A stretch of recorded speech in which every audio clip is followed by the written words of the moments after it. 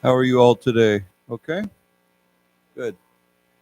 So anyhow, good to see you again. Um, we're into halfway through the summer, I think. What is it, about mid July, or a little bit past mid July? So anyhow, I'm always amazed at how fast the year goes by, and but I like summer. Although I think you've been hearing about all this heat waves we've been having all over the world. So yeah, it is certainly getting hotter around here. Okay, so anyhow, I thought we would start with this article. As I've said before, I often choose articles based on vocabulary, new words we can learn, and I thought this one had some interesting words. So hopefully it's also an interesting article. So I thought this was on the front page of the Taipei Times today, so I thought we would start with this one. It says, Chinese intelligence official to control Hong Kong security. Now, intelligence, of course, I know you probably know this, but we'll review it. Intelligence can mean you're smart, right? If someone is intelligent with a G-E-N-T at the end, intelligent, someone is very intelligent. But here, what does this intelligence mean? What does that mean? It's what? Well, not always spies, but I mean, obviously, spies, their job is to gather intelligence. But yeah, intelligence can mean like information, right?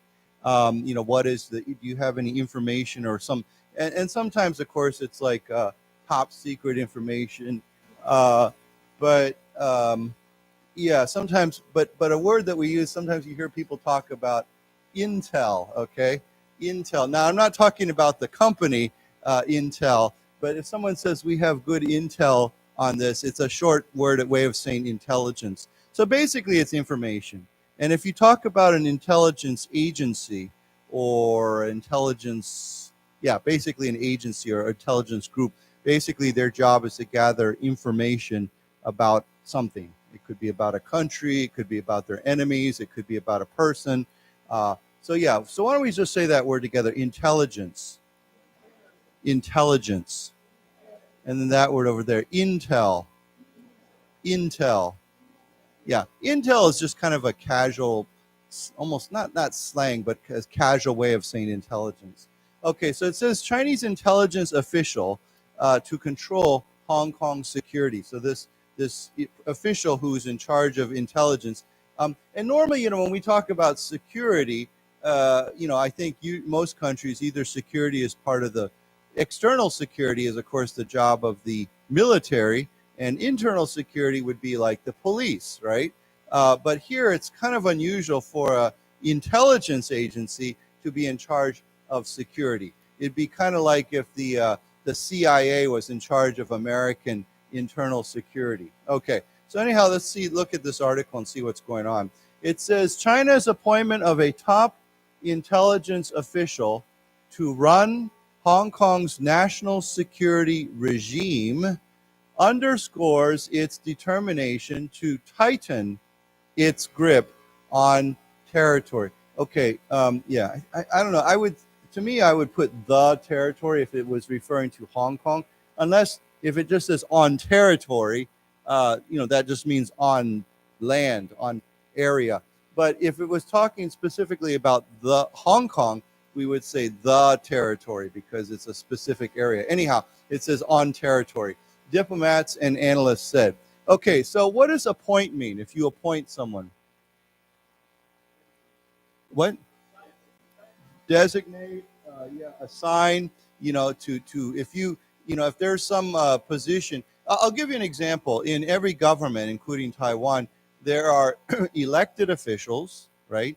Like Mayor Lu of Taichung or President Tsai of Taiwan. They are elected officials, but there are also appointed officials, right?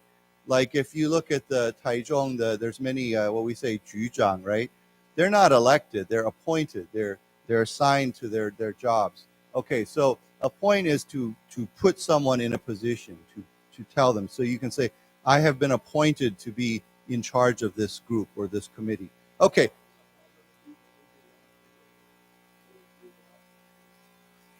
Well, I mean, they're just civil servants.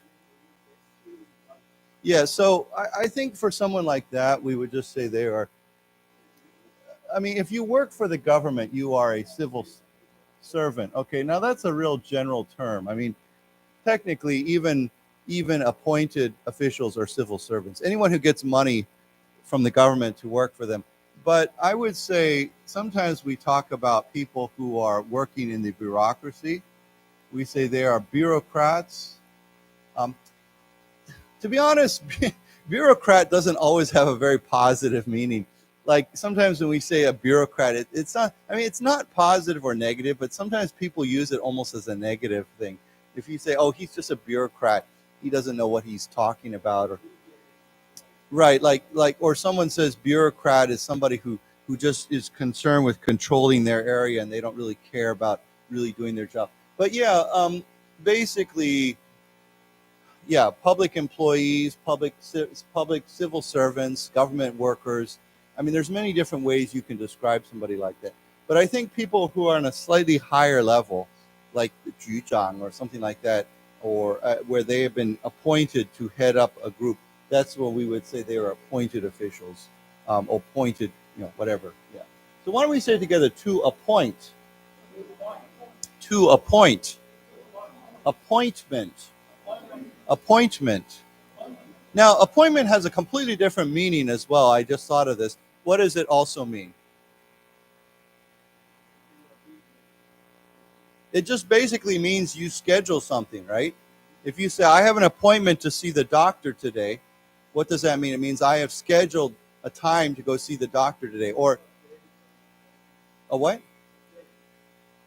Well, no, that sounds very unromantic. So you won't say, I have an appointment with her. I mean, you could, but it doesn't sound, it sounds kind of strange, right? So yeah, you would say I have a date with somebody. But yeah, an appointment could be anything. Like you have an appointment to go see the dentist, to see the doctor, to see. Now, again, I think you probably understand this. We don't normally say I have an appointment at a restaurant, right? At a restaurant or something, what do we say? Well, you say I have a what? Reservation, right? So you say I have a reservation at a restaurant, to go eat there, to dine there. So reservation. But an appointment would be more like, I don't know, something like again, like a doctor, or you're going to go see what else? What else do you make appointments for? What? A lawyer, yeah. Yeah, anything where you have to probably have a meeting. It's more like business, related to business. Yeah. Or I could simply say we have an appointment to meet tomorrow at 3. So yeah, if you're meeting a friend, right? You mentioned a date, right? You wouldn't say well, you could, but if you're just meeting a friend for dinner or lunch or something, you could say we have an appointment to meet tomorrow for coffee. That's fine. You could say it that way. Date you could say date, but date has a slightly more, usually it's used more for like romantic sort of things, like a date between a man and woman. But yeah, so anyhow, there's these different words that we can use to describe that. So one more time, let's say this together. Appointment. And then this one, reservation. Reservation. Okay, now we'll say these two. Civil servant. Civil servant. Bureaucrats. Bureaucrats. Yeah. Now, you might look at this and it seems kind of interesting, right? Because servant is someone who, when we think of a servant, we think of someone who's working in your house, helping you. You hire them like a maid or something like that. But it's the idea that these people are servants, public. Actually, there's another way of saying this. I just thought of that. Public servants. Okay. So public servants or civil servants basically means their job is to serve the public or serve society, the government or whatever. Okay, so these are all different ways of saying that. Okay, so it says here, China's appointment of a top intelligence official to run Hong Kong's national security regime. Now, regime, I've said this before, is usually the idea of an unelected government, okay? So when we talk about China or North Korea or Vietnam or some country that's not democratic, we might talk about their regime. But here, it has a slightly different idea. It says national security regime. Well, department, unit, or bureaucracy, that organization within a government, okay? So, of course, this isn't referring to a government because Hong Kong is, you know, we don't say there's a national security government. It's not the whole government. It's just one part of it. It's a unit. It's a department. So, yeah, we would say a national security regime. Or I guess another way of thinking about it is a national security system. You know, there's a system there, a way. So why don't we say that together? And as I've said before, this word is originally a French word, so the G has a J sound to it. So why don't we say together, regime, regime. Okay, so it says the fact that they're going to have this intelligence official run Hong Kong's national security underscores its determination to tighten its grip on the territory. So what does underscore mean? Highlights. What emphasize? Yeah. Underlines. There's many ways of saying that. Underlines, highlights, emphasizes. I think probably the most simple basic word is emphasize, right? Emphasizes. But then we said highlight. What's that else here? Highlights, or very similar to that word is underlines. Okay. Now, okay, when you underline something, you do that, right? Underscore is the same idea. You underscore something. So it's the idea to emphasize something. So what? Slightly different. Reiterate means to repeat, to say again, to restate, which could have a similar idea, but it's slightly different meaning. Yeah. Okay, so why don't we say it together? Underscores. Underscores. Emphasizes. Emphasizes. Highlights. Highlights. Underlines. Underlines. Yeah. You know, there's a kind of pen that you can buy called a highlighter, right? It actually, like, if you want to add color to something, right? You want to put yellow or pink or something like that so that it stands out. That kind of pen is called a highlighter.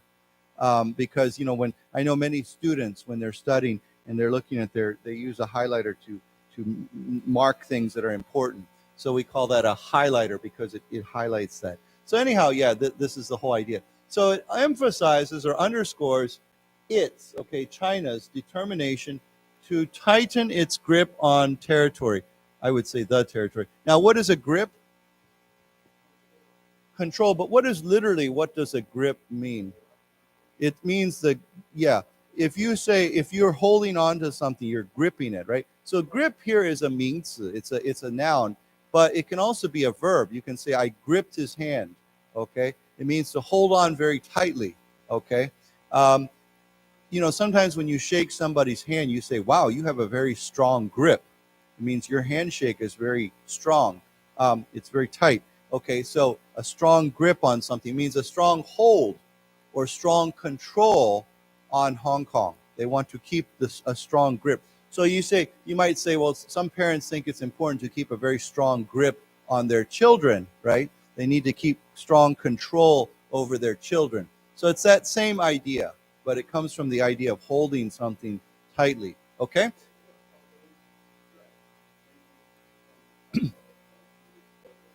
You could say, I gripped the strap.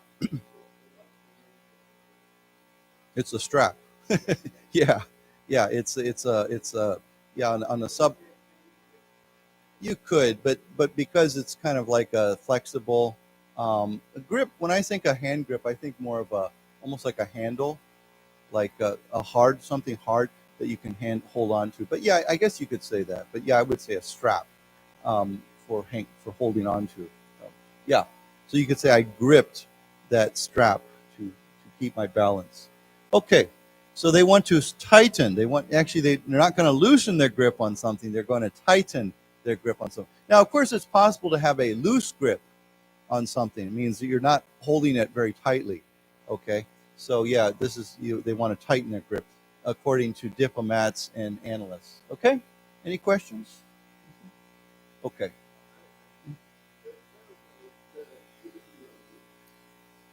You say it should be there or not? Yeah, I agree. Because the refers specifically to Hong Kong.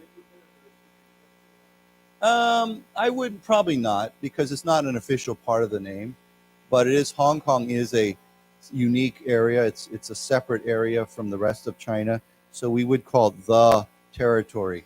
So why don't we, when we read this, let's add that word the, because I think the is correct. The territory, it's specifically that territory, not they just want to keep their grip on territory. It sounds like, yeah. So anyhow, let's read this together. China's appointment of a top intelligence official. Let's say it again. Intelligence official to run Hong Kong's national security regime. Okay, national security regime underscores its determination to tighten its grip on the territory. Territory. Diplomats and analysts said. Okay. Okay. So yeah, when we say territory, it just means land or area, right? But there are areas that we actually call territories. They're not states. They're not provinces. They're not, they're just, they're a unique area. I'm trying to think of, okay, one that comes to mind is Canada, right? In Canada, if you look at northern Canada, of course, most of Canada is divided into what? What do we call those? Provinces, yeah, just like China uses the word province. But America uses the word state. So province, I guess, would be sheng, right? But Canada uses provinces. But if you go to northern Canada, there are several areas, very large areas, that they use the word territory because they're not provinces. I'm not quite sure why, but I assume that it's because those areas don't have enough people to be qualified as provinces. Just like in America, we have to become a state, you have to have a certain number of people in those areas, okay? It doesn't matter how big or how small you are. I mean, if you look at the difference between California or Alaska and Rhode Island, Rhode Island is the smallest state in the United States. It's tiny compared to Texas or California or Alaska. So territory is not the issue. The issue is how many people live there. So I'm guessing that in Canada, they have a similar rule. And so if you look at the majority of northern Canada is called the Northwest Territories with an S, territories.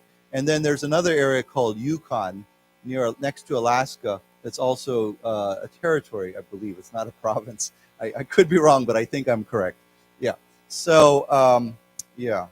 Okay, so let's go on here. It says, Dong Jingwei, 59, is the highest level Chinese security official to be appointed to a senior role in Hong Kong since Beijing imposed the national security law on the territory in 2020. Okay, so this guy is a high-level security official, and he has a senior role, which means, high-ranking role. The opposite would be what? Junior role, right? A junior role. Senior or junior means more low-ranking. High-ranking senior. So, this word junior and senior gets used in many different ways, right? One way is, I think you probably know, well, I think you know, in the West, especially in English-speaking countries, I think, if a son is named after their father, they have to add what after their name? They add this word junior, JR. So it might be like he said, George Bush Jr. Okay, so you see, if you say JR, it stands for the word junior, because obviously George Bush, and there was George Bush Sr. and George Bush Jr. Okay, now normally George Bush Sr., we would not put senior after their name because they're the first one, right? But if there's a second one, we add junior, and then after that, let's say his son has the same name, what do we do? Right, we start adding things like this, right? or things like this, the third, the fourth, where we have different names. And that happens. I don't know if I've ever known anyone that has the third, it's like someone that I've never had any friends, but I've had friends who are junior. They have the same name as their father. But also another place we use this is in high school or university, especially in the United States, when there's 4 years. Your first year is known as what? Freshman, okay? So especially for, university, because I know in Taiwan, in Taiwan high school is a little bit different, because Taiwan high school, most high schools I think are 3 years, right? But in America, many high schools are 4 years. So we use the same names as we do for university. So we have a freshman, and what comes after that? Sophomore, okay? So we have the sophomore, okay, that's the second year. And then we have junior and senior, okay? So junior year would be your third year, and senior year would be your final year, your fourth year, usually. But freshman is your first year, and sophomore is your second year, okay? So why don't we say those together, starting with this one. Freshman, freshman, sophomore, sophomore, junior, junior, senior, senior. Yeah, so these get used in many different ways. Yeah, and of course, freshman plural would be freshmen with an E, right? You can say this year there are 50 freshmen in this class, or there are many freshmen, or there's a lot of new freshmen coming to our school, okay? Yeah, it's a common word, yeah. I remember telling my my nephew, I said, because when he was in high school, and then of course I said, for some reason I always feel like the most depressing year of your high school or university is your sophomore year, because you've already been there over 1 year. You feel like you know a lot, but you really don't know much, and you still have 2 more years to go after this year. So I don't know, my sophomore year just seemed like, I don't know. So anyhow, so going back to this idea, we have junior officials, senior officials, and so on. Okay, now this has happened since the first time, or the most senior official since Beijing imposed the national security law. Now, of course, we've said this before. Impose means to put on someone. If you impose a new law or a new rule, usually that means there's a word we have used in the past. It's mandate. Okay, it's the word that it kind of means that we tell somebody you have to do this. You mandate a new law. You impose a new law. The idea of imposing a law means that it's not like the people below you have any influence on this, right? You say you must do this, okay? I'm going to impose a new law. I'm going to impose a new tax, shui.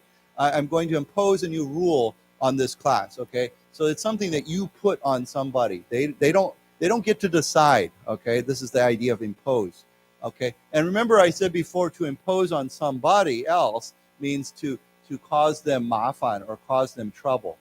So if you say sorry to bother you, you could say I'm sorry to impose on you, or I don't want to impose on you. I don't want to cause you trouble. So this word gets used in that way too. So why don't we say together, impose, impose. Okay, so they imposed this national security law in 2020. Okay, so let's read this together. Dongjing 159 is the highest level Chinese security official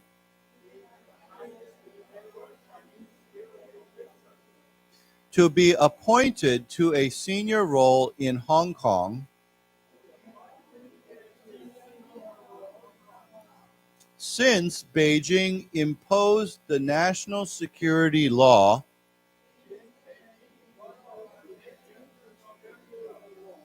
on the territory in 2020.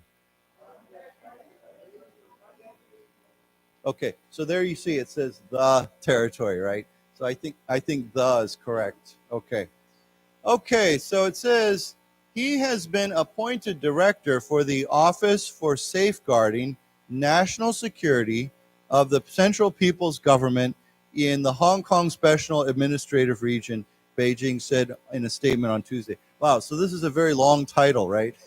Director of the Office for Safeguarding National Security of the Central People's Government in the Hong Kong Special Administrative Region. Okay, so it's all these of this, in this. Okay, but yeah, so anyhow, Office for Safeguard. Now, what does safeguard mean? This word over here, what does that mean? Yeah, it means to protect, right? You say Taiwan needs to safeguard its freedom. Okay, it means Taiwan needs to protect its freedom. There's other things we can safeguard, but it simply means to protect. So why don't we say together, safeguard. Safeguard. Okay, so this is an office for protecting national security, of course, of the Central People's Government, which would be the Chinese government, of the Hong Kong Special Administration. And, of course, in Hong Kong, they often say SAR, right? You see the word abbreviation, SAR, stands for Special Administrative Region. I believe Macau, Auman also uses this SAR. Okay.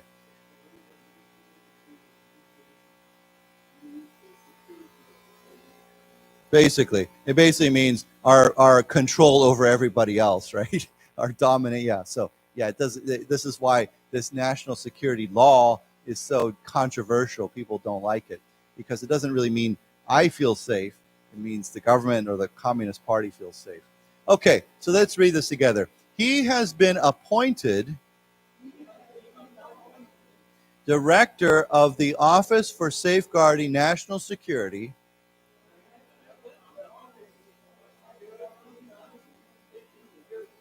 Let's say that last three part again. Safeguarding national security of the Central People's Government in the Hong Kong Special Administrative Region. Beijing said in a statement on Tuesday.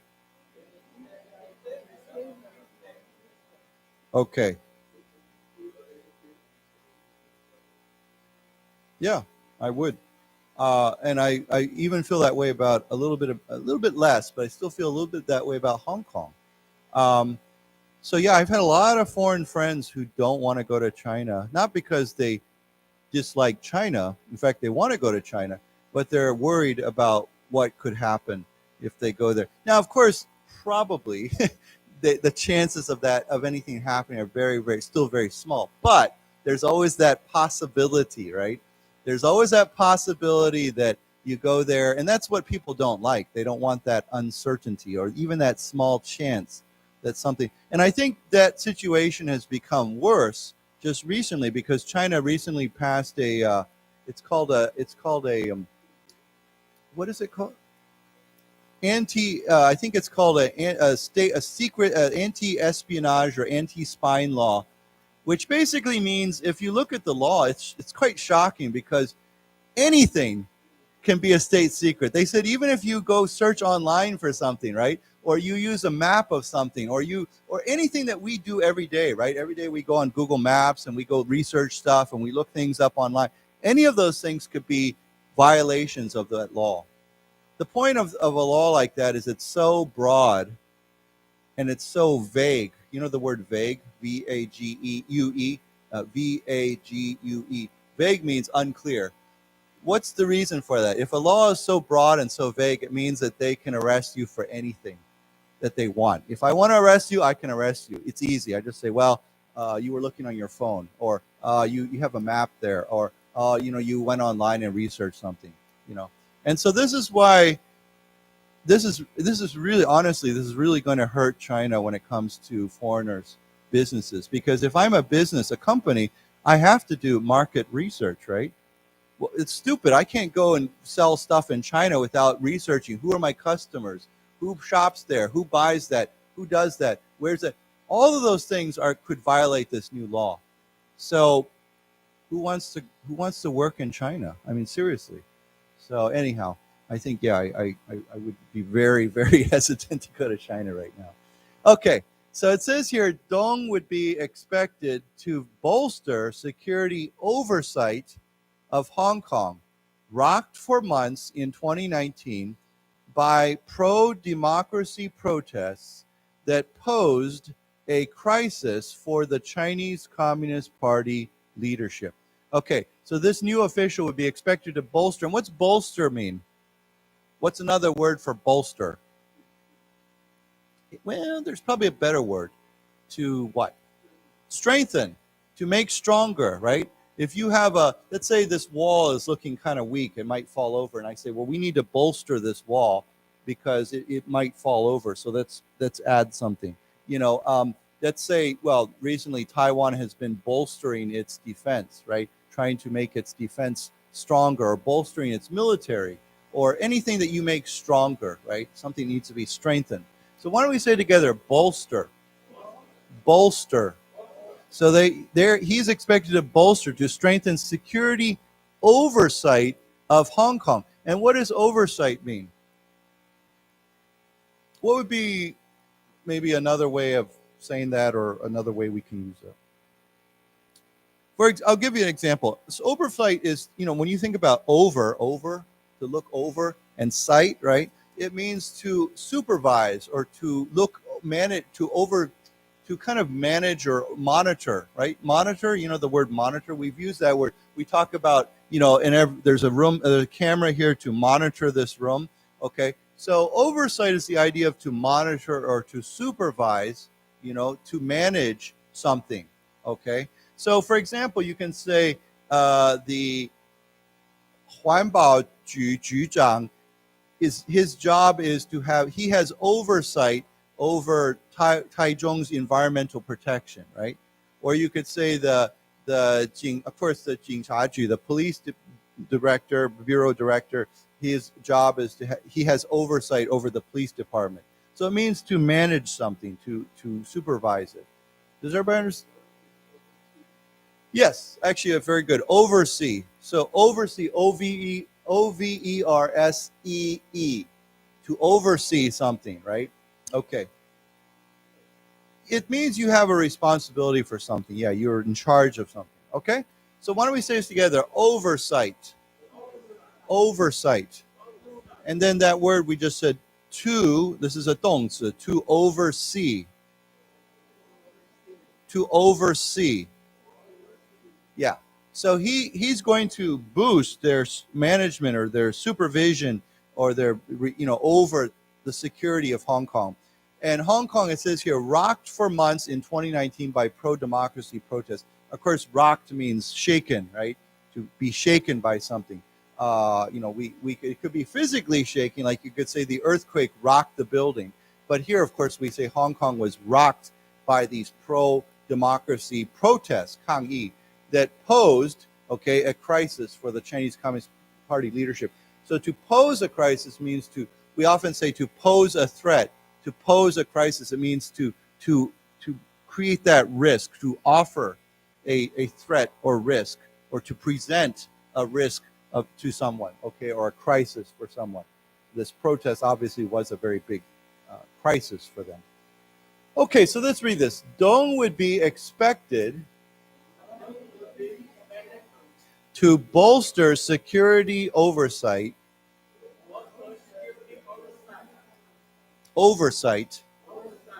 of Hong Kong. Rocked for months in 2019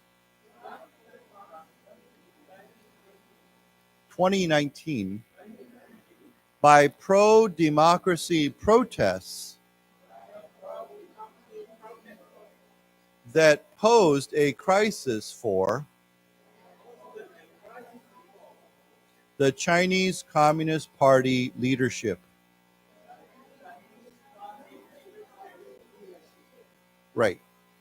Okay, so it says here, under the security law, China's National Security Office has sweeping investigative and surveillance powers and enjoys immunity from Hong Kong laws. Okay, so under this new national security law, this one that everybody was protesting against, it says this office has sweeping investigative and surveillance powers. Now, investigative, of course, means the ability to investigate, right? So in Taiwan, the 调查局, or in America, the FBI, or even the police, they have investigative powers, right? They have the authority to investigate things, okay? So, but what is surveillance? We've talked about this before. Surveillance means what? To watch, right? To monitor. So, of course, certain organizations often have surveillance powers, although in democratic countries, those surveillance powers are limited, right? You can't just come in and listen to somebody's phone or come in and watch what's going on in their house. You're limited unless maybe the court gives you a special document that says you can do that. But in a non-democratic country like Hong Kong or China, rather, they have sweeping investigative and surveillance powers. What does sweeping mean? Very broad, very wide, right? Sweeping. It doesn't mean, 扫地. It doesn't mean that. It means sweeping means very wide, very broad. Okay? So what does that mean? Including everything. Yeah. We say everything under the sun. Okay? Everything under the sun, yeah. So it means, yeah. So they can do anything pretty much. And it says this National Security Office enjoys immunity from Hong Kong laws. Now, we've talked about the word immunity many times because of 疫情, right? When you 打疫苗, it's supposed to give you immunity against COVID-19. But here, it's used in a different way, right? It's immunity against the laws, which means what? Right. It means the Hong Kong law has no control over this office. They can do whatever they want. Even if the Hong Kong law says you can do this or you cannot do this, it doesn't matter. So if you say he has immunity from these laws or he has immunity from this rule or whatever, it means that rule or that law does not apply to him, okay? Usually immunity is often given, right? So here, of course, the Chinese government has given this office immunity from those laws. It means something you have. So it's a kind of an interesting way of using that word immunity, okay? But it's funny too, when you says enjoys, of course it doesn't mean they're happy. It means that they have that benefit. So when you use the word enjoy in this way, it doesn't mean, it's not a feeling, it's not an emotion. It's talking about usually it's used in a way of towards, like we say, a benefit, a 好处, right?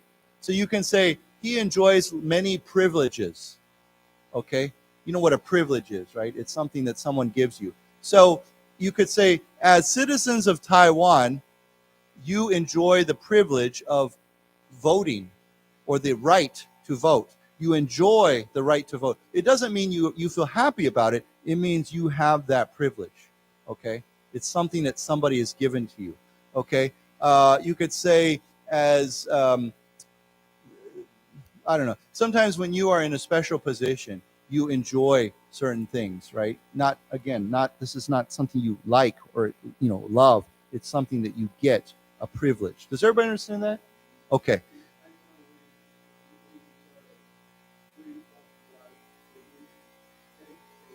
Right. So you could say Taichung citizens enjoy free bus rides or 10-kilometer free bus ride, the privilege of 10-kilometer free bus rides. Although I have to say something. This is a big complaint by 外国人. It is right now, before this privilege was given to everybody, all Taichung citizens. Right now, it does not apply to 外国人. And many 外国人foreigners are very upset about this because why? Because we pay taxes. We have, I'm not talking about any 外国人. I'm talking about people who have a 居留证, who live in Taichung, who's registered. The government will not give that privilege to Taichung foreigners. And to me, it seems very unfair, right?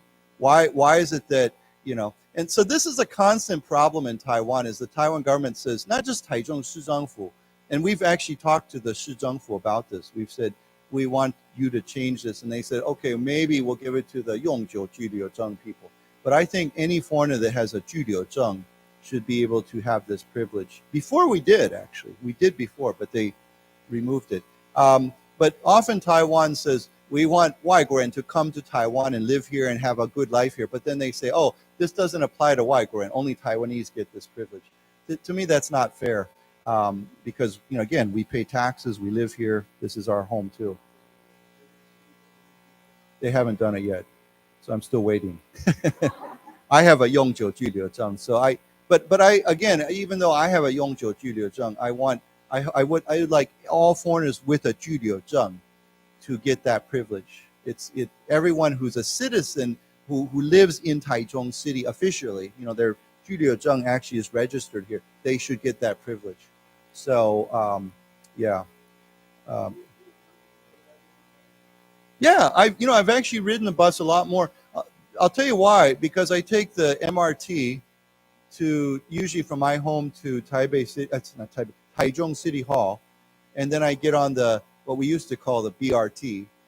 Now it's not. It's just that bus, and I just ride that downtown, right? Or usually up. You can go either way on Taiwan Downtown. So it's actually fairly convenient. I can do that. So yeah, I do ride the bus more than I used to. I remember I went for, I think, 20 years without riding a bus in Taichung. But more recently, I probably ride the bus at least once or twice a month, maybe.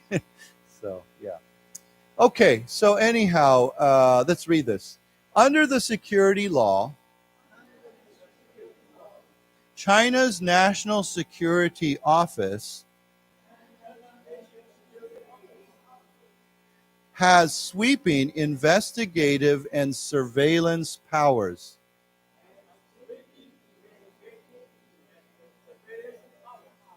Let's say that last part again.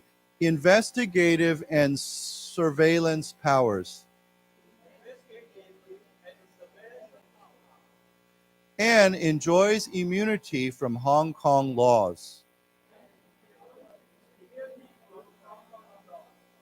Okay. So yeah, we have, like I said before, we have immunity. I think all of us have certain immunities for diseases, right? Maybe when you were young, you got a shot, a vaccine for tuberculosis, TB, or mumps or measles, or there's all kinds of things. Yeah. Okay. So it says here, the office is also charged with oversight of foreign countries and international organizations.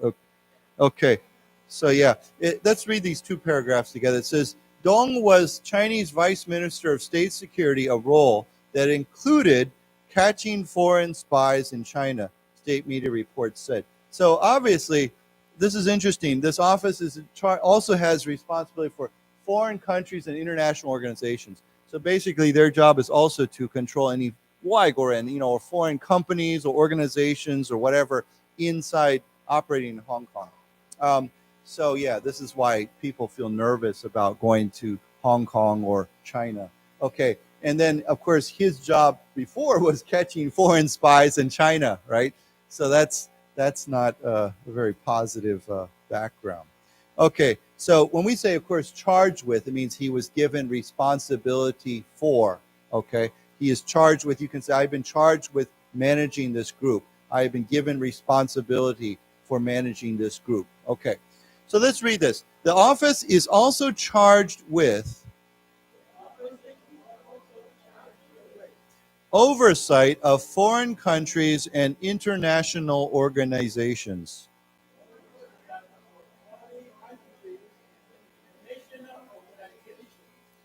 Dong was Chinese Vice Minister of State Security,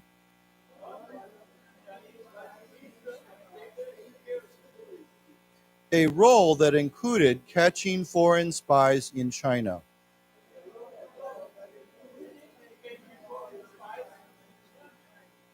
State media reports said.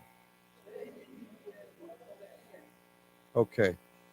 So Dong told a ministry symposium in 2021 of the need for a people's war against espionage, working to not only catch spies, but to catch internal traitors who colluded with foreign spy agencies, a Chinese government statement said. Okay, so this guy told a ministry symposium. What's a symposium? Yeah, it's like a forum or a conference, a 开会, a big meeting, right? Often it's like a forum, like he used the word, we've talked about this word before, F-O-R-U-M, forum, right? Means a meeting. So there's often, you'll hear about a symposium on this or that or some subject. Okay, so why don't we say together, symposium. Symposium. Okay, so at this ministry symposium in 2021, he talked about the need for a people's war. You know, it's funny, the communist countries, they love using this word people's, like people's party, people's war, people's, yes, anyhow, a people's war against espionage. And what is espionage? Spying, yeah. So you can say he was charged with espionage, or he is guilty of espionage. It means to be a spy or spy on something.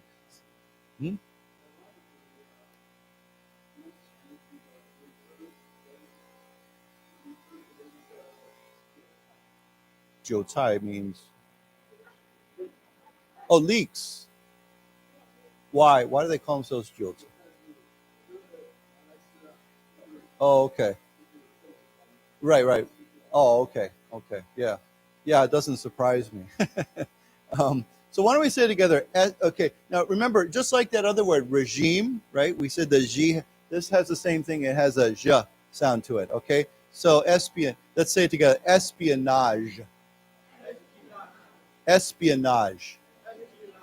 Okay, so working against espionage, working to not only catch spies, okay, not only to, 抓那个 spy, but to catch internal traitors. And what is a traitor?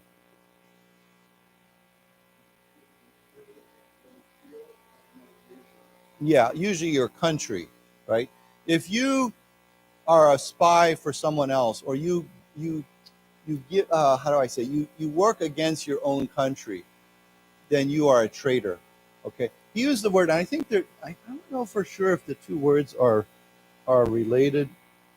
Let me see here, but to betray.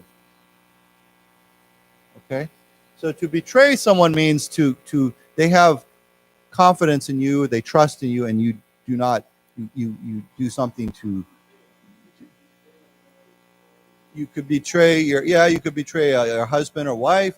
You could betray your friend. You could betray your country. It means so basically you're going against that trust. Okay.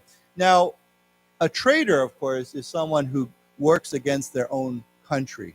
Usually, I guess you could be a traitor for a company, but usually when we use this word, it's for a country. Okay. So yeah. So here they say they want to catch internal traitors. So he's saying not only do we catch spies, of course, a spy would usually be, not always, but sometimes they'd be a foreign spy or local. But an internal traitor is somebody inside your country who is working against their own country. Okay? So if you say he's a traitor, now, yeah, again, this word could be used in other ways. I guess if you had you had a team, like I don't know, 足球队 or something, and one of your players went to the other side, another team, one of your enemies or your opponents, and you could say, well, he's a traitor to our team. He betrayed our team. He's gone to the other side. But yeah, normally this is used for countries. So why don't we say together, traitors, traitors, to betray, to betray. Yeah. So they want to catch Chinese who are traitors to their country, who colluded with foreign spy agencies. Now, collude is what does that mean? What would be a real basic word for collude? Working together, cooperate. Yes. If you collude with somebody, it means you're working with them. It doesn't have to be a negative thing. You can say but it's funny because sometimes it often does have kind of a negative idea, collusion, or sometimes we say in collusion with, right? In collusion with, okay? So collusion would be the means, but to collude would mean to cooperate with something. So it doesn't have to be negative, but often it has kind of a negative idea to it. He's colluding with a foreign government. He's colluding with foreign spies. He's colluding with the enemy, or in collusion with the enemy. Kind of, it's like a conspiracy, but it's to work with somebody else, but sometimes in a not so good way. So why don't we say together, colluded with, in collusion with, in collusion with. Right, so you could say he is working in collusion with the enemy government or the foreign government. Okay, So anyhow, yeah, this guy, he obviously likes to catch spies. He likes to catch traitors. He lets people who are not loyal to China. Okay, so let's read this together. Dong told a ministry symposium in 2021 of the need for a people's war against espionage. Espionage. Working to not only catch spies, but to catch internal traitors who colluded with foreign spy agencies. A Chinese government statement said. Okay.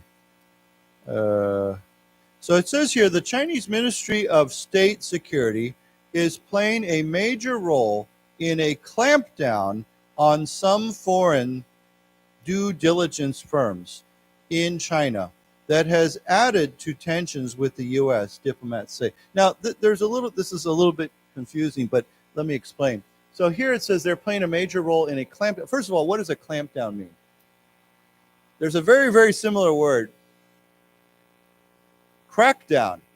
Okay, so if you want to crack, you can say right now the police are cracking down on crime. Or there is, of course, this is a 名词. There is a crackdown, C-R-A-C-K, right? Crackdown on gangsters, 流氓 or whatever, or a crackdown against drugs. But here it's the same idea, clamp. Now, clamp, what is a clamp? Do you know what a clamp is?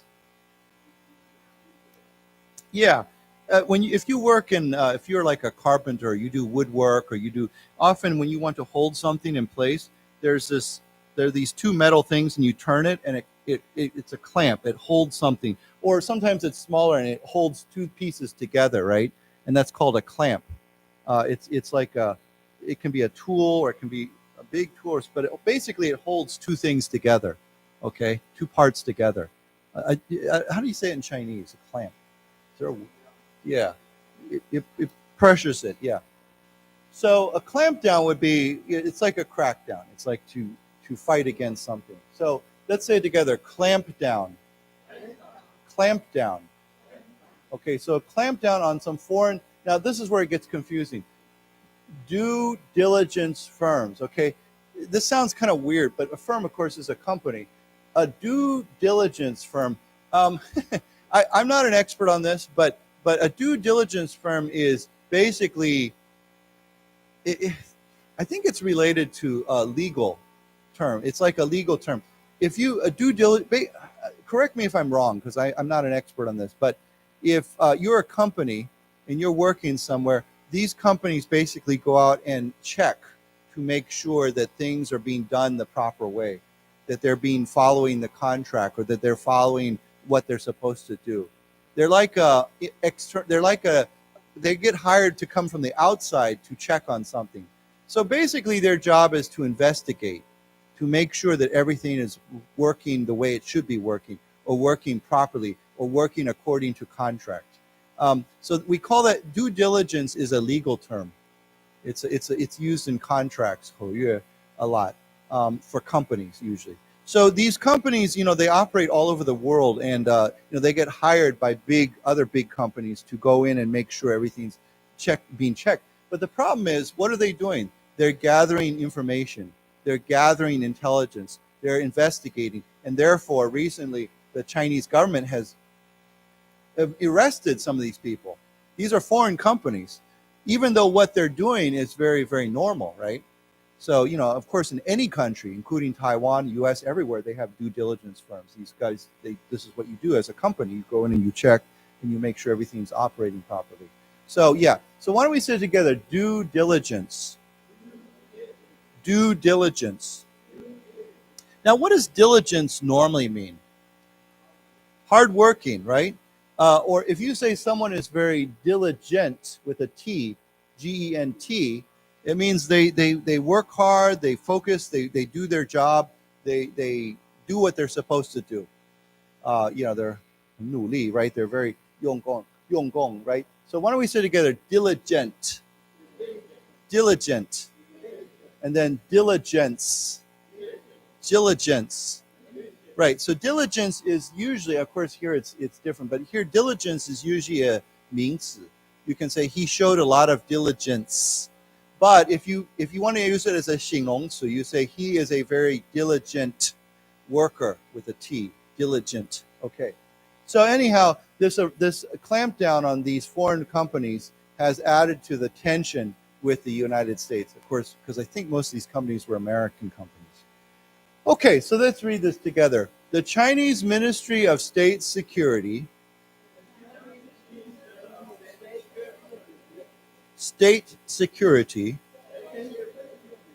is playing a major role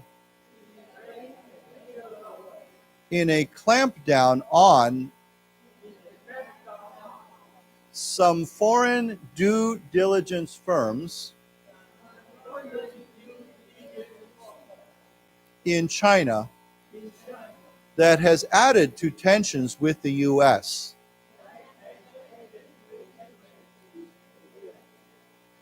Diplomats say. Yeah, okay. Let's read, we don't need to read that sentence, but let's read one or two more paragraphs and then we'll go to a different story. It says, Dong's appointment comes as Hong Kong prepares to bolster its national security regimen, okay, this is a slightly similar but different word, with a new law called Article 23 that Hong Kong officials say would encompass espionage and treason for, among other offenses not covered in the 2020 legislation. Okay, so this is pretty amazing because even though the national security law was already strict, they're passing a new article that makes it even more strict, more broad, okay? So Dong's appointment comes as Hong Kong prepares to bolster, there's that word bolster. Now, regiment, now here we learned the word regime, but regimen is a similar word. It's that system, it's that yeah, kind of like a system, like a 系统. National security regimen with a new law called Article 23. So this is, articles are often like, how do we say in a law, there's often many articles, or like a 宪法, there's different articles. What do we say in Chinese? That's called a, they say 第20集, whatever, 条, whatever. But here, Article 23, but here the law is called Article 23 that Hong Kong officials say would encompass espionage. Now, the word encompass means what? Includes, right? So you could say, what my responsibilities encompass all of these things. It means they include all of these things. Or we could say cover all of these things. So when you think of the word to encompass something, it means to cover or include something, okay? You could say, let me try to think here. This library's services encompass many, many different things, right? They include, I don't know, this part here and that part over there and downstairs. It encompasses many, many different things. It includes or covers many different things. So it's a good word. Why don't we read together? Encompass. Encompass. Okay, so this new law would include or cover espionage and treason. Now, this word treason is very similar to the word traitor, to be a traitor or to betray, right? So you notice there's a little bit of similarity there. So treason is the crime, it's a crime, it's 罪, right, of betraying your country or being a traitor. So if you are a traitor, you can be charged or found guilty of treason. It's a specific crime, like we say murder or theft or fraud or whatever. This is another crime. We say treason, okay? So usually in every country, there's a certain law that says, if you do this, then you are guilty of treason. Yes? There is no low treason. High treason, I think, is just another way of explaining it. Yeah, it kind of means like a greater treason, a big treason, right? So I think, yeah, it would be more like betraying your country. It kind of, if you use the word high treason, and this is a term you hear, it kind of underlines the seriousness of this crime. You know, if you're charged with high treason. So sometimes you see the word high, like high treason means like very serious, very bad. Okay.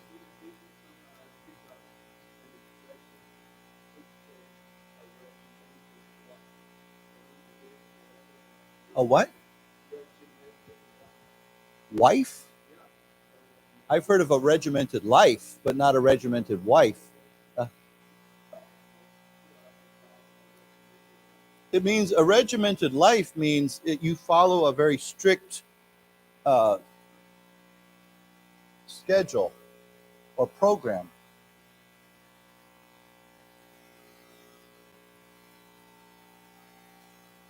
Okay. So a regimented life means you follow a very strict system for your own life. Like if you, for example, a regimen is like, again, it's like a system. It's like a program. So you can, this is of course a government program, but you can also have a very strict regimen or regiment for your own life. For example, you can say, I'll give you an example. I was talking to a French friend, 法国朋友, the other night, and we were going to have dinner together. And he said, I have to eat before, what time? I have to finish dinner before 8 p.m. Why? Because he said, I do not eat between 8 p.m. and 12 noon every day. At 8 o'clock, I eat my last meal, and I don't eat breakfast, and I don't eat until 12 o'clock. He says he does that, and he feels healthier. It's a kind of a diet that he's on. We say fasting. I don't know if you know fasting. Fasting means you don't eat food for a certain period of time. I don't know about Taiwan, but many Americans like to do this now. They call it intermittent fasting. Means you fast sometimes. Just the word fasting. Yeah. Anyhow, I don't want to get off subject. So he's doing this, and we could say he's living a very regimented, or this is his health regimen or his dietary regimen. It means he's following a very strict schedule. So if you live a very regimented life, it means your life follows a very strict program. Like you say, okay, I get up every day at 6:30, and then I go to bed by 9:30, and I eat my meals at this time, and I do this and I don't do this, and I exercise 30 minutes every day. That's a very strict regimen, okay, a regimen. So that means you live a very regimented life. It follows a very strict program. So yeah, that's what it means, basically.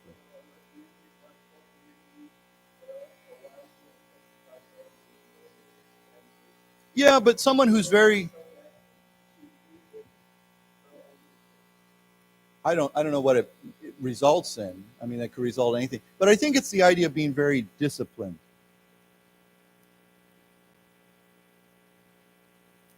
Okay. You know, if you're very disciplined, right, it means you're very strict with yourself. If someone lives a very disciplined life, it means they're not, you know, mama hoo hoo about things. They're not sleeping about stuff. When they do stuff, they're very, very disciplined. Okay. So yeah, does everybody understand that? Okay.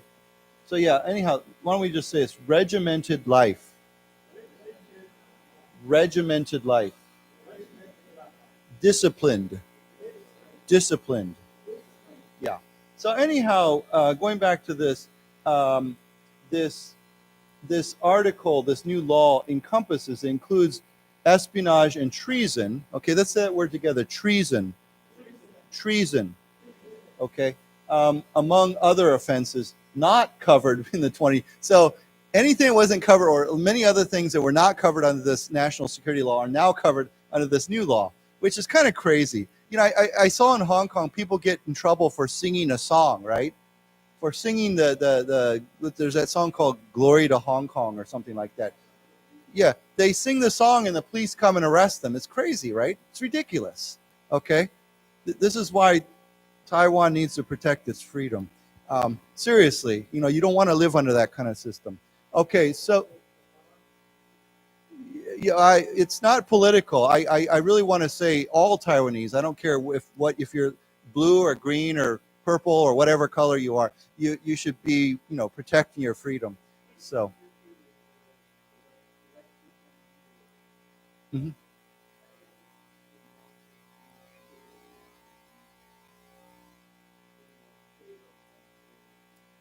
I don't think there's anything wrong with Taiwan's democracy and freedom. I think as long as we have elections and we elect people that we trust and we move forward, it's okay.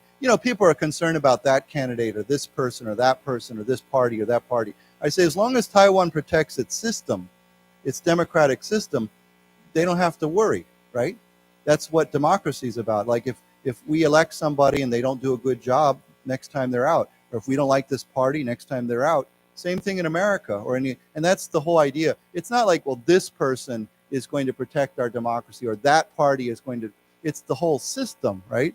If that system is solid, you're okay. It doesn't matter who's in charge. Yeah.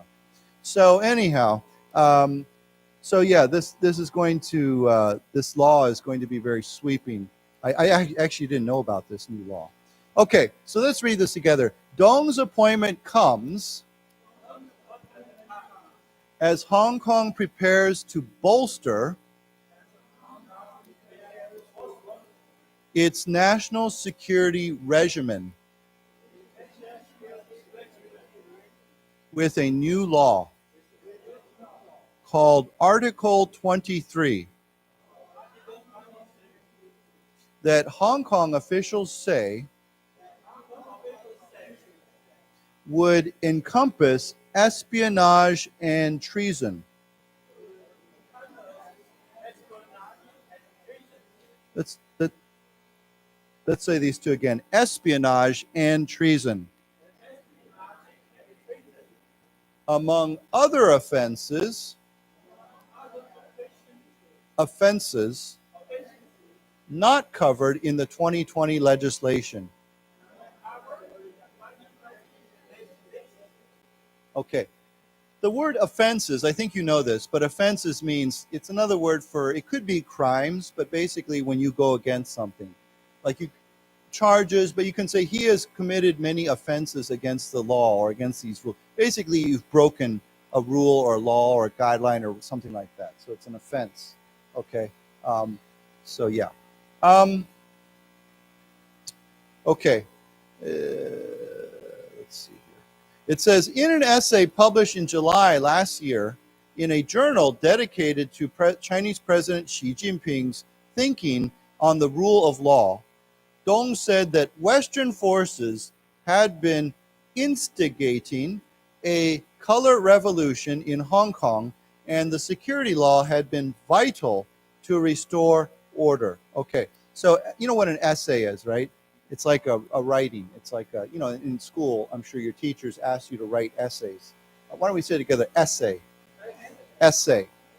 Okay, so in an essay published in a journal, this is a special publication or magazine or something dedicated to Xi Jinping's thinking on the rule of law, Dong said Western forces, now of course China loves to blame everything on Western forces, had been instigating a color revolution. Now, you may or may not know this term, but this comes from Europe, right? When you had all these like Geming, in the last 10 years, where they had a color, right? They were I don't know what the different colors were, but everyone wore the same color, and then they had a Geming, a revolution. And so, what? Red, and I think there was one in, I think actually there was one in Ukraine years ago, Ukraine, where they kind of fought against the government. I forget. There's been different color revolutions. So he says Western forces have been instigating a color revolution. Now, instigate is a very interesting word. What does that mean?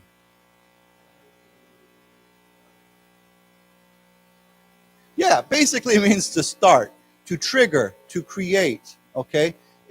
Often this word gets used with words like revolution or a riot, R-I-O-T, a riot, or a protest, Kangi, when a bunch of people rise up and they go and they do something, they start a revolution. Okay, means to start something, but usually it's like a group of people go and they go do something, like they go fight or they go rebel or they go, yeah. So if you say he instigated that fight, or he instigated that riot, or he instigated that revolution, or whatever. It means he started it. Maybe you say something to everybody. You say, hey, you know, we should go do this. Or, hey, you know, you should not stay here. You should do that. That means to trigger that. Okay? So why don't we say together, instigating. Instigating. Of course, that word can be turned into a means with instigation, T-I-O-N. Let's say it together, instigation. Okay. So he says that Western forces have been instigating a color revolution in Hong Kong, and that the security law has been vital. Now, of course, vital means important to restore order. They want to bring order back to Hong Kong. Okay? Okay, so let's read this. In an essay published in July last year, in a journal dedicated to Chinese President Xi Jinping's thinking on the rule of law,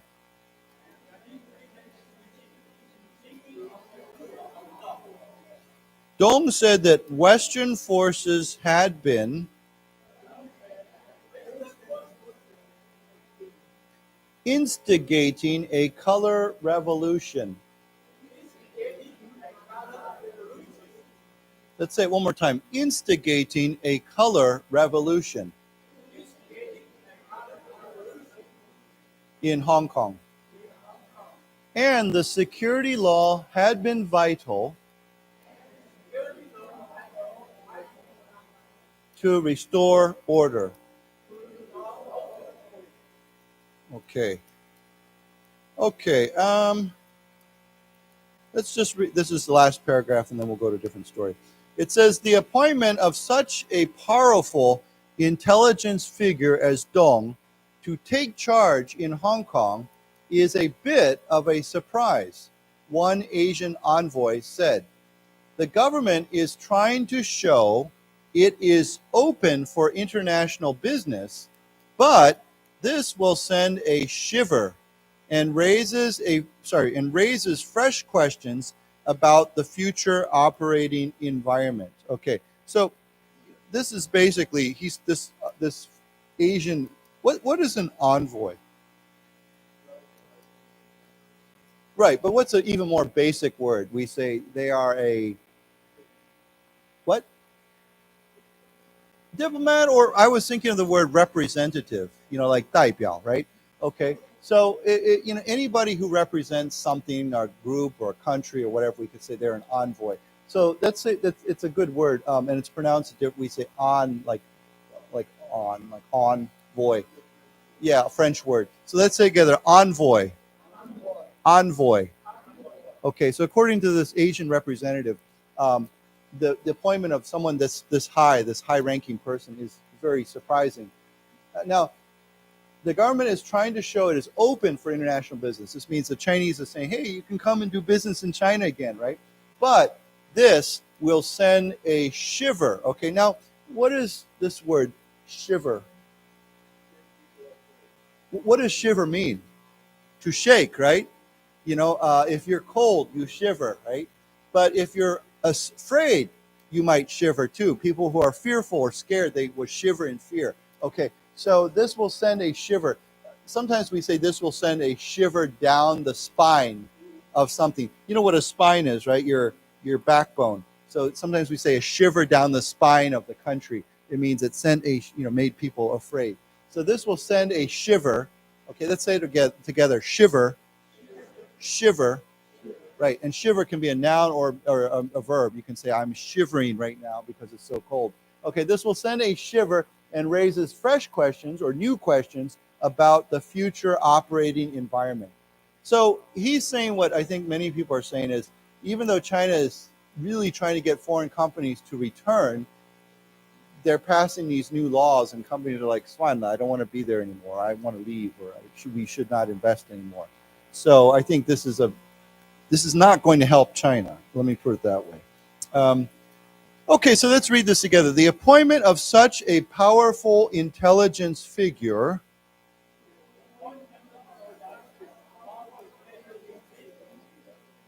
Let's say it again. Powerful intelligence figure as Dong to take charge in Hong Kong is a bit of a surprise, one Asian envoy said. The government is trying to show it is open for international business. But this will send a shiver and raises fresh questions about the future operating environment. Okay, yeah. So I think this is yeah.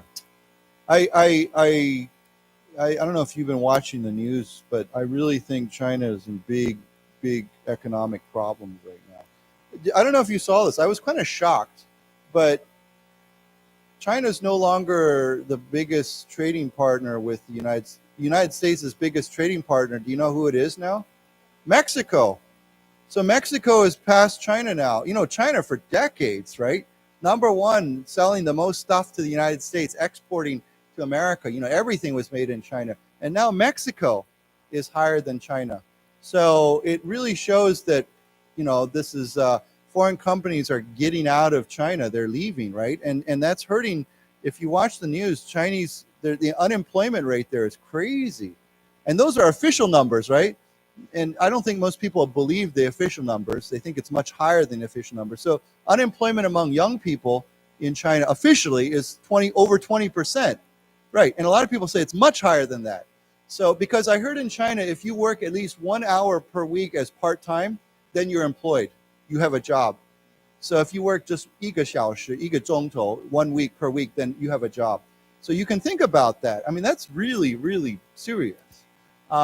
So yeah, I don't know. And I really think that almost all of this problem has been, we say, I'll teach you a good word.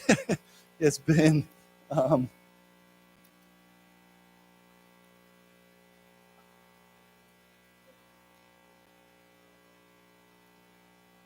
self-inflicted.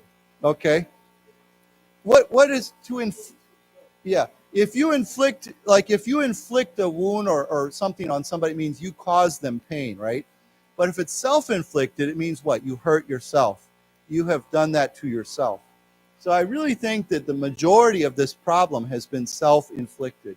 You know, I honestly believe if you hadn't had things like zero COVID policy and all these new laws and all of this stuff, you would see China's economy doing much, much better. Now, of course, there are global problems, challenges, no doubt.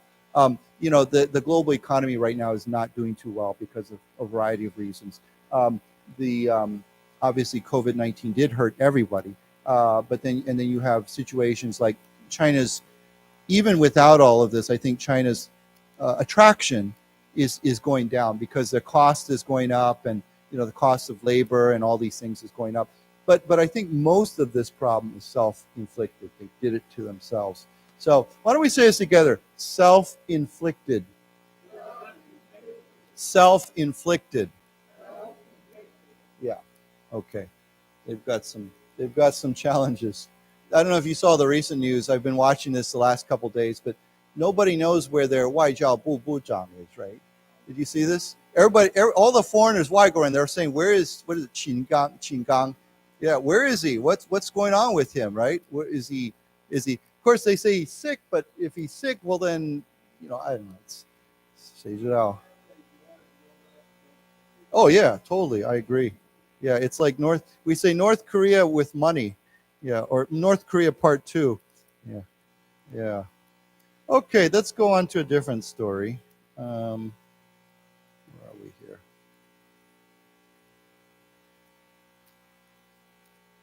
Okay.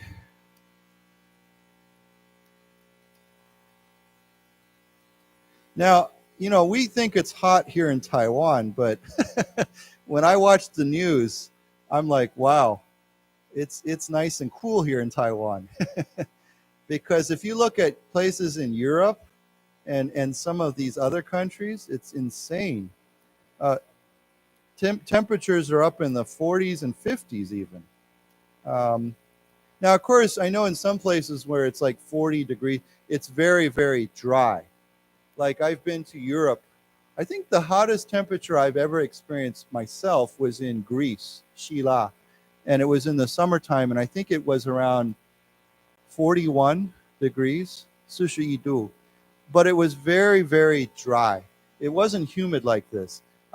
So yeah, it was hot, but it was okay. I could take it, right? Because I wasn't sweating. It wasn't like I know that sometimes when it's very hot and humid, we say that in America we use the term, we say real feel. It means here's the temperature, but what does it really feel like? And if with humidity, the real feel goes up. So it might be like maybe okay, we say it's 35 degrees, but it feels like 40 degrees because it's very humid. So I don't know, when it's very dry, it's not quite as bad, but it's still very, very hot and difficult.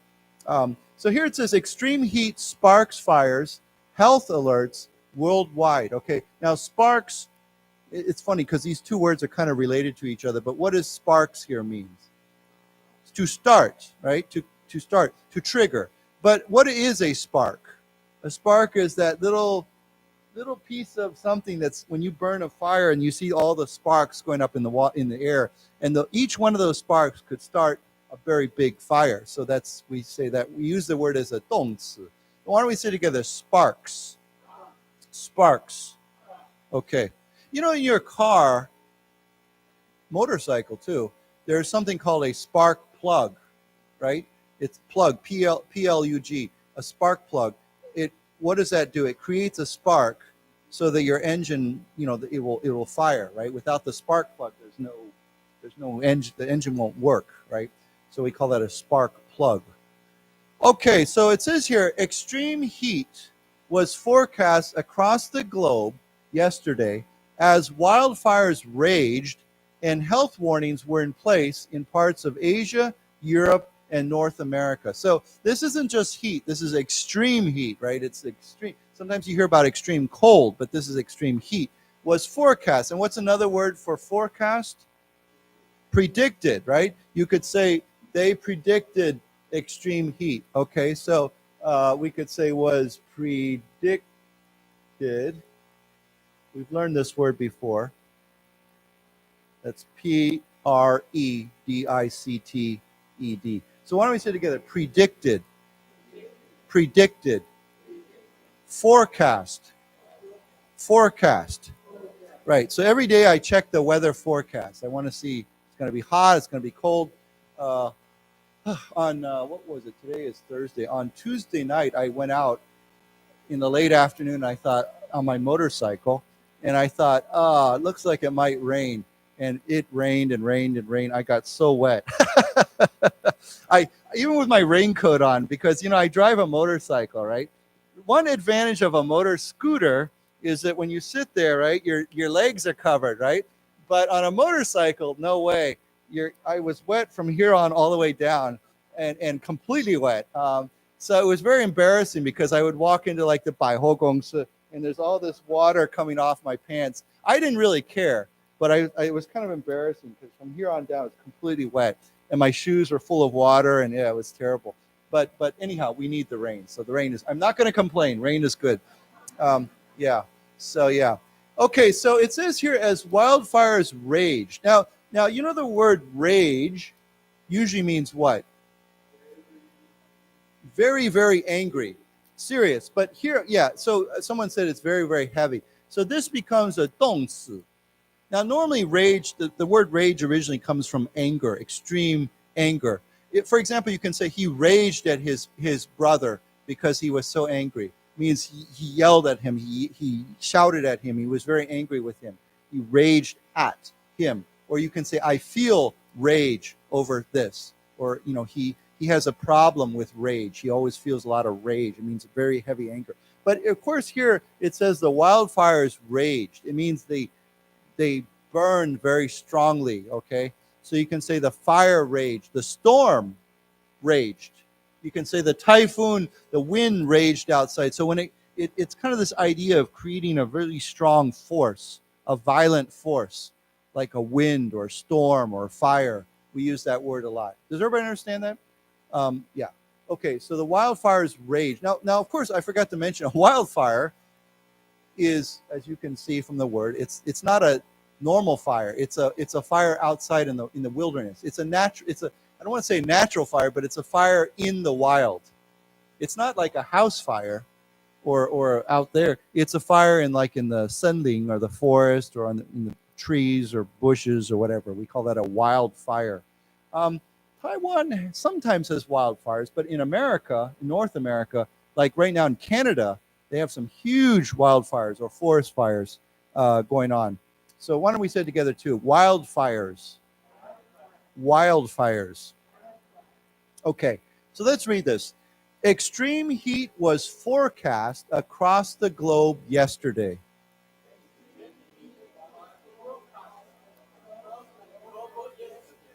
Okay, as wildfires raged and health warnings were in place in parts of Asia, Europe, and North America.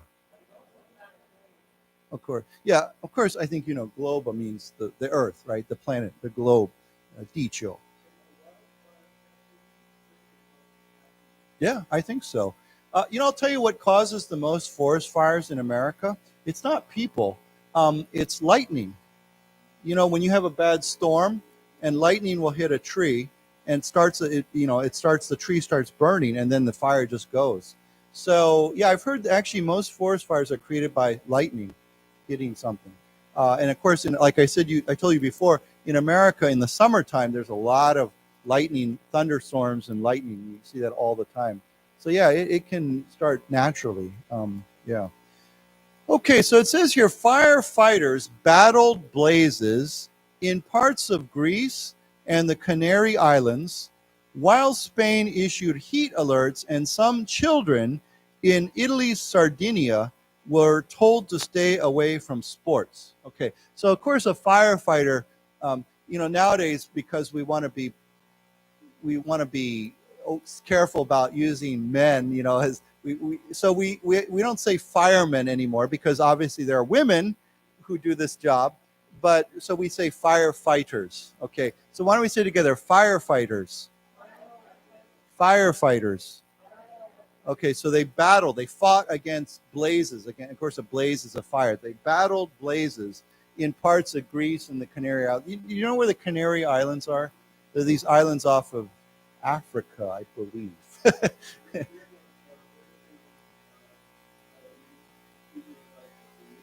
Oh, really? Oh, okay. I think I heard about her. Yeah. Canary is also a very popular bird, right? People use it as a pet bird. It's a small bird. Looks like a small parrot. Very popular. Yeah. I used to have canaries. But, I found out I'm not very good at raising canaries. They all died. Uh, yeah, there were many different colors, like yellow and blue and yeah. But yeah, I don't know. They had them for like 1 year and then, yeah. Yeah. So anyhow, why don't we say together, canary? Canary. Okay, so it says here, while Spain issued heat alerts. Now, of course, when there's a heat alert, like sometimes Taiwan issues a heat alert, they say, be careful. You have to watch out. Don't go outside. Don't work too hard outside. Okay, and children in Italy, Sardinia. Now, Sardinia is a big island in the Mediterranean that belongs to Italy. And I've been hearing they've been getting really, really extreme heat. They were told to stay away from sports, okay? Because if it's that hot outside, not last week. No, last week, my soccer team played a game on Saturday about 2 p.m. and it was so hot. I mean, it was crazy. So yeah, it could be dangerous, if you're not careful. Okay, so let's read this. Firefighters battled blazes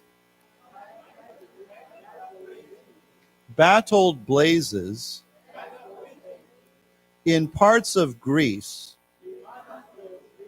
and the Canary Islands,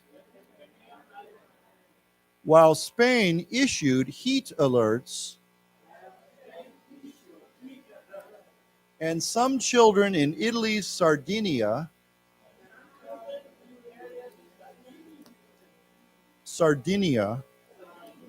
were told to stay away from sports. Okay, it says here, from California to China, authorities warned of the health dangers brought by searing temperatures, urging people to drink water and shelter from the sun. Okay, so what does sear or searing mean? Yeah, it means, so yeah, actually that's a good word. To scorch or sear, it means to burn, okay? So if you scorch something, okay, so we could say scorch or scorching, to scorch. Okay, it means to burn with fire. So to sear. I'll tell you where I see the word sear a lot. It's for 牛排, right? Steaks. You can say the steak was seared on the outside.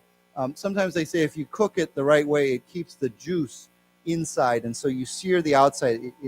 And so it's very tasty, very juicy. So you can say, I like to sear my steak just a little bit. Or I like to sear my steak until it's black.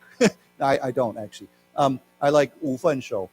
Yeah. But yeah, so anyhow, this idea of burning something, okay? So why don't we say it together? Sear, searing, scorch, scorching. Okay, this have the same idea. So if you say a searing temperature or scorching temperature, it means it's very hot. I mean, like really hot, okay? So they urge people to drink water and shelter from the sun. Of course, shelter from the sun means to seek shelter from the sun. It means to get inside or to get under a shelter so that the sun is not directly on you. Okay, so this shelter, of course, is a 动词. Normally, we can use it as a 名词. You can say this building provides us with shelter from the outside, but we can also shelter in the building. Okay, so let's read this together. From California to China, authorities warned of the health dangers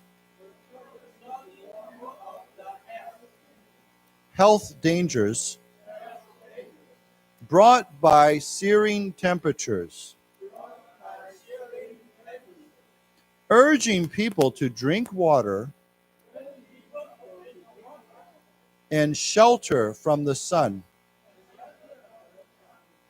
Okay, that's a photo caption, so let's keep going. It says, you can't be in the street, it's horrible, said Lydia Rodriguez, I don't know, 27 in Madrid.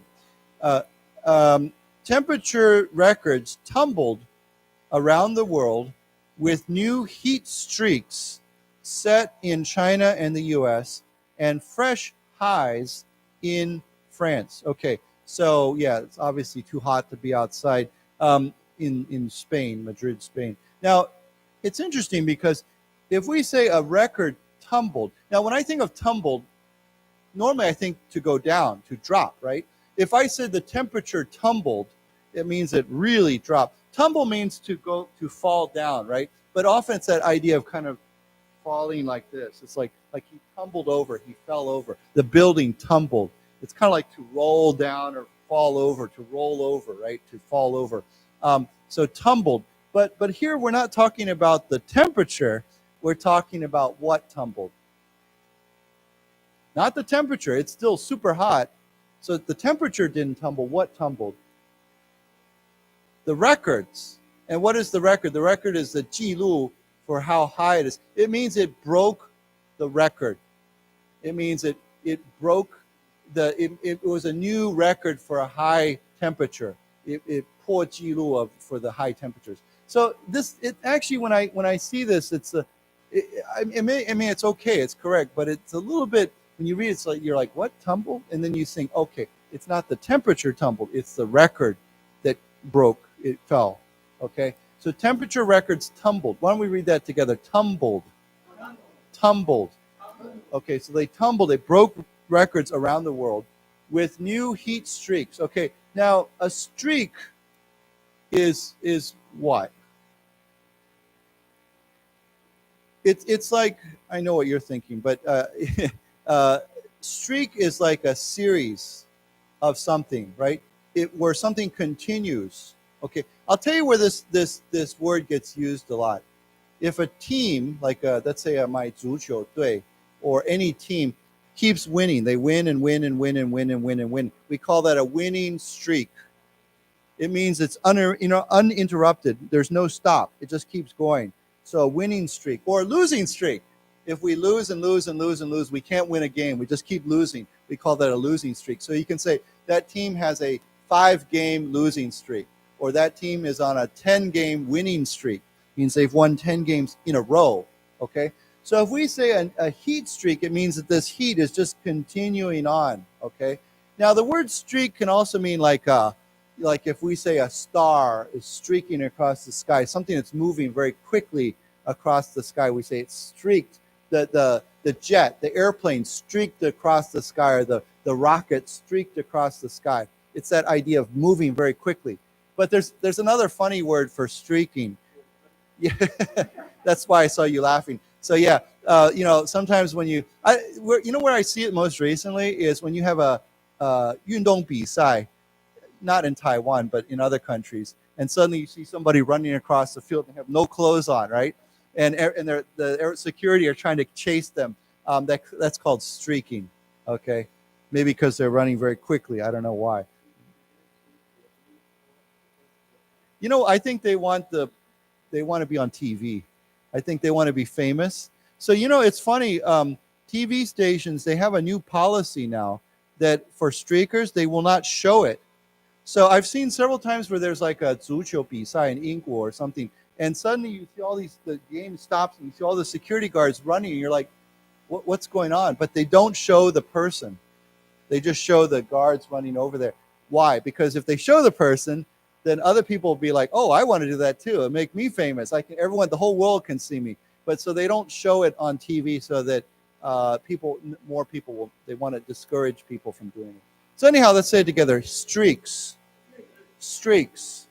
Okay. So so there's and fresh highs, new high temperatures in France. Okay. So let's read this. You can't be in the street. It's horrible. Horrible, said Lydia Rodriguez, 27, in Madrid.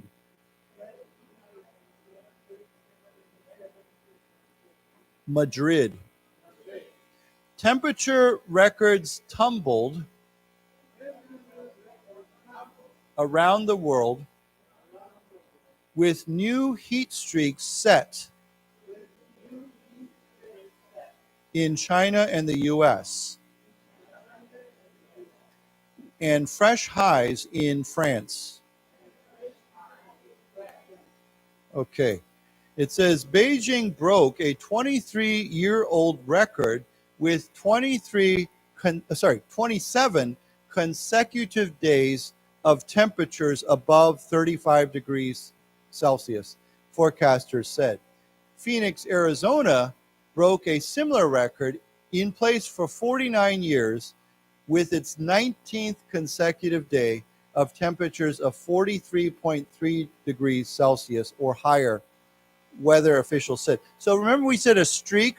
A streak means it continues uninterrupted. It just keeps going. So that's what they're talking about here. So a 23-year record and with 27 consecutive days. And what's consecutive mean? Continuous. So you could say continue. Let me just type this for you, or write this for you. Continuous, consecutive, we could say non-stop, I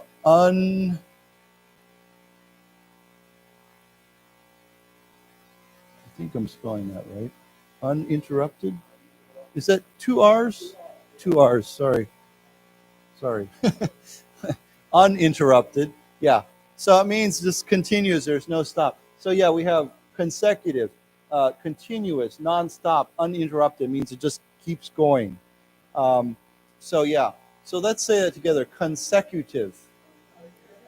Consecutive. Continuous. Continuous. Non-stop. Non-stop. Uninterrupted. Uninterrupted. Okay, so they had 27 consecutive days of temperatures above 35. Okay, every day is over 35. And then we have even worse, or even higher, hotter. It says they broke a similar record. This is in Arizona. In place for 49 years. This record was, that's a long time. With its 19th consecutive day of temperatures above 43.3 degrees Celsius or higher. Now, you might think, why 43.3? I'm sure they're using Fahrenheit, you know, because in America we use Fahrenheit, which I need to run the calculation, but I'm guessing 43.3 is probably 110 degrees, maybe something like that. I'm not sure, but I'm sure it's a Fahrenheit temperature for that record, not Celsius. That's why they have this strange 43.3. Okay, let's read this. Beijing broke a 23-year-old record with 27 consecutive days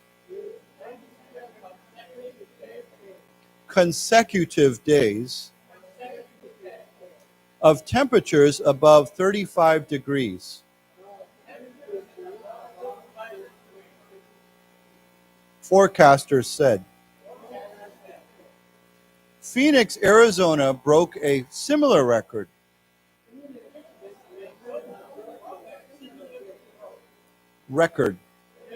In place for 49 years with its 19th consecutive day of temperatures of 43.3 degrees or higher.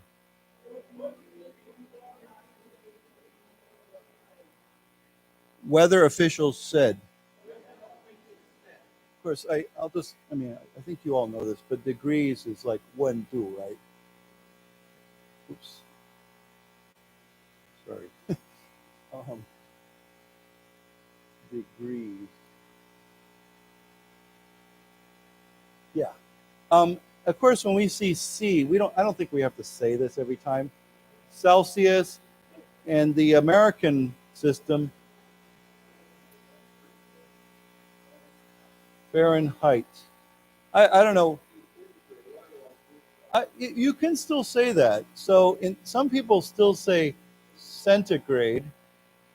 It's the same. Both are okay. Celsius, centigrade. Yeah, now you hear this more. But I remember when I was a kid, you heard this more. Why don't we say this together? Celsius. Celsius. Fahrenheit. Fahrenheit. Centigrade. Centigrade. So we might say 10 degrees Celsius, 20 degrees Fahrenheit. That's the way we say it. We use this and then this. Yeah.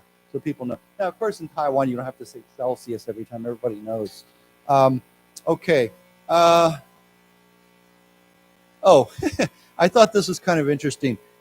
You notice the name of the city? This is the capital of Arizona. Phoenix. What is a phoenix? Right.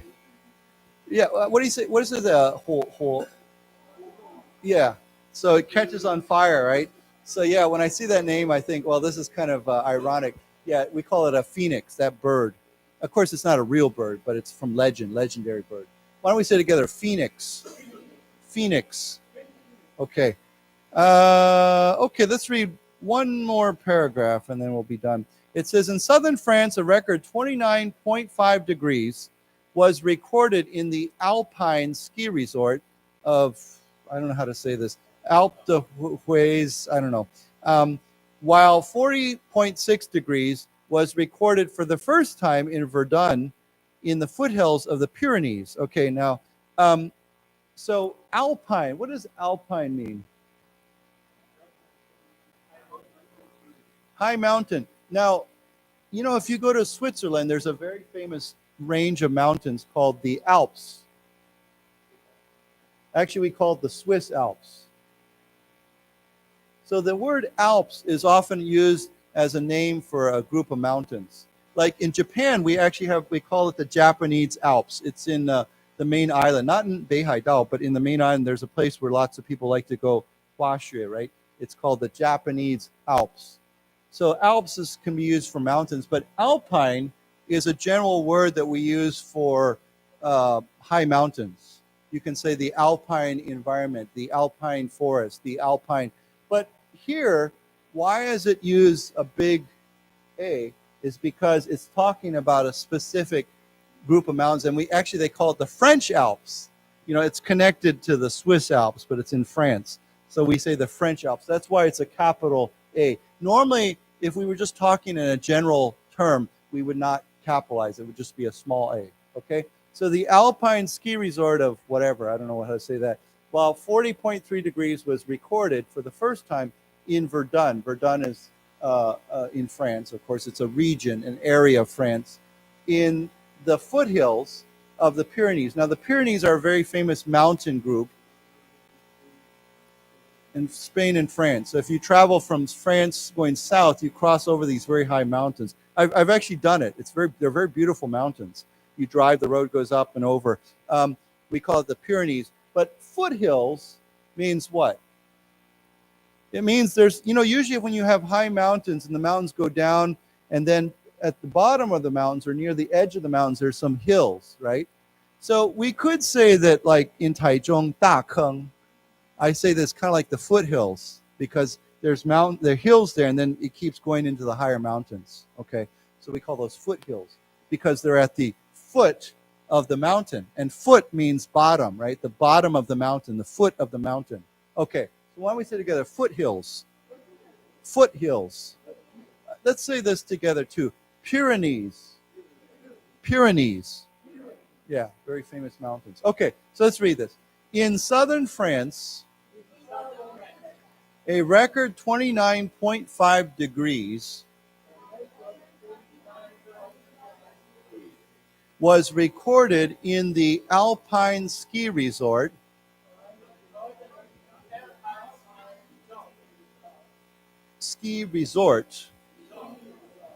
of Alpe d'Huez, while 40.6 degrees was recorded for the first time in Verdun.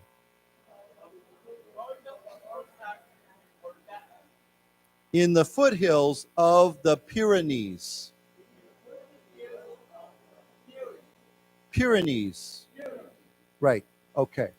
So yeah, so it's you know, Taichung 34, 35, it's okay. Now, it is hot here too, especially when Taiwan is so humid. That makes a big difference. So 35, 36 degrees in Taichung is very, very hot. So be careful, you know, if you're outside, make sure you drink lots of water and get some shade. Don't stay out too long. Yeah, be careful. Okay, good. Well, we'll see you next time. Stay cool. And I forget. August 10th, is that correct? 10th of August. Okay, so I'll see you in August then. Yeah, thank you.